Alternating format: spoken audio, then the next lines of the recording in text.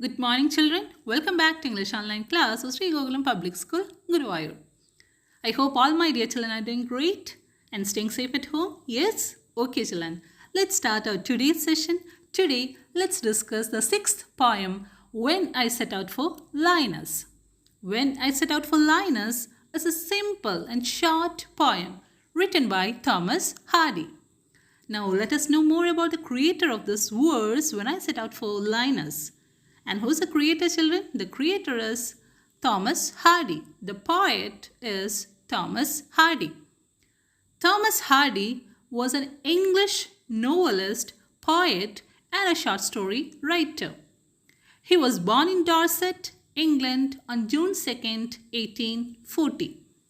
Hardy was apprenticed at the age of 16 to John Hicks. John Hicks is another architect. And what do you mean by apprentice, children? Apprentice means a person who works for another person. And that person would be an expert. And why this person works for another person? In order to learn a trade or to learn some skills. And he would work for a low wage. Okay. Now Hardy's education was interrupted by his work as an architect. So he was working as an apprentice architect. Although he built a reputation as a successful novelist, he was a well-known novelist. But Hardy would consider himself first and foremost a poet. To him, novels were primarily a means of earning a living. Now, Hardy's body was buried at Westminster Abbey in Poets' Corner, while his heart was buried in Stinson, England, near the graves of his ancestors and his first wife, Emma.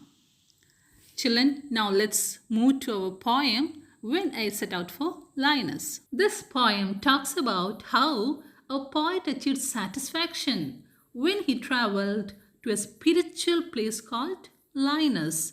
Linus, according to the legend of King Arthur, or according to traditional stories, it is the mythical birthplace of Sir Tristram in England. This place is believed to have been submerged by the sea. So this place is believed to have gone under the waters.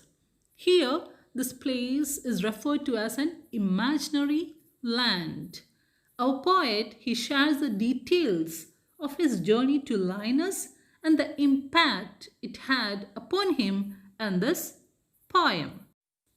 Once Thomas Hardy, our poet, being a young apprentice architect, I have already told you what is the meaning of apprentice. Apprentice means a trainee who works under an expert to learn a trade, and who often works for a low wage, low salary.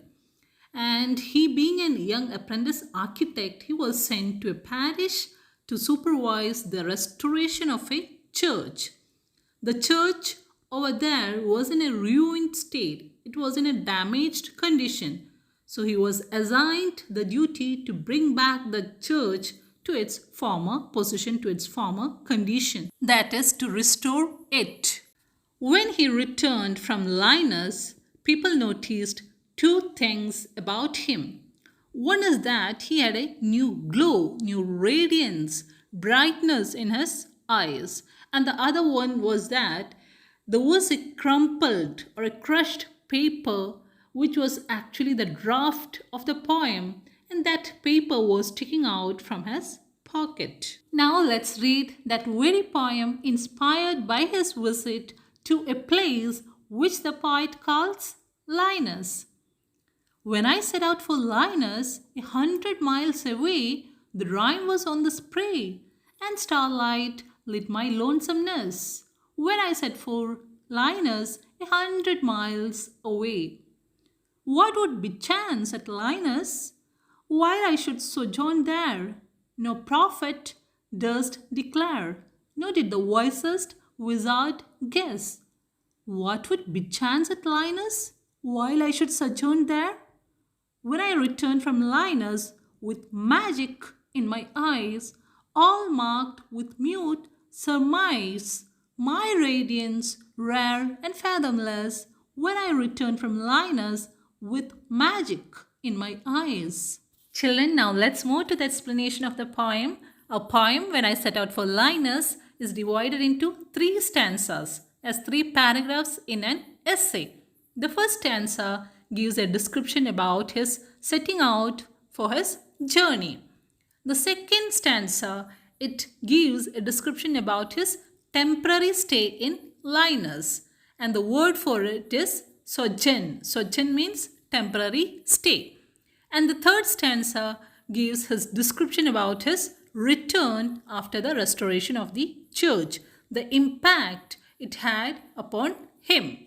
In the first stanza, the poet sets out for an imaginary place, and that imaginary place is referred to as Linus. This place was 100 miles away. It was a starlit winter night when the poet starts for his journey. Children, how do we know that is winter time or winter season? By the line, the rime was on the spray. Rime means frost and spray means foliage. Foliage means it's the leaves or branches of the trees. So the frost, the rime has layered on the trees. Layered on the trees means the frost has covered all the trees. And it is night. How do we know that it is night? By the word starlight. So he has started his journey on a starlit winter night. Now the poet sets out on his journey all by himself. How do we know that he is traveling alone? By the word lonesomeness. Lonesomeness means lonely. He travels alone without the company of his friends. In the second stanza, the poet thinks what might happen to him during his sojourn in Linus. Sojourn means his temporary stay in Linus. He has went to Linus only for the supervision of the restoration of a church. He is not there for a permanent stay. So he thinks what might happen to him. Bichance means what might happen, and sojourn means temporary stay. So he tells that, or he believes that it was difficult for him to guess what might happen. Nobody in this world can tell what might happen to him. Not even the prophet or not even the wisest wizard. Prophet is a person who speaks at the will of God and is a person who can predict the future. He can tell what will happen in the future. And wizard is a person who has magical powers.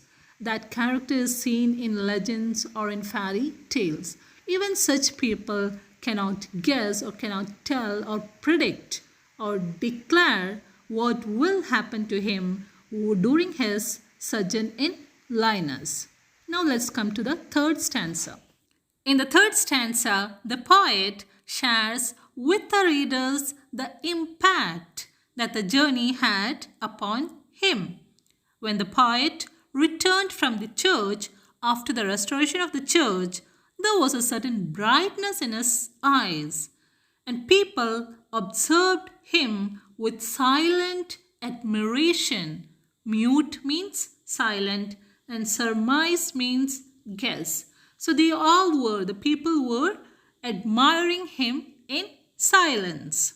They observed a unique radiance on the poet's face. Radiance means glow or brightness.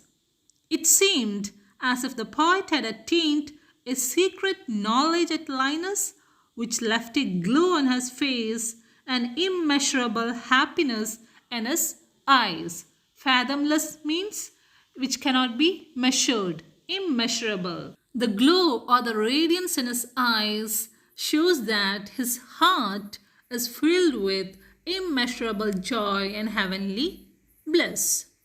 On his return from Linus, the poet seemed to be a changed personality. His face and eyes glowed as if he has acquired a new knowledge. The poet seemed more happier, confident, and content with magic in his eyes. His journey left an impression on his personality. Children, That concludes our poem When I Set Out for Linus. So read the poem once again, do download the notes and write it in your notebook, and also attempt the test.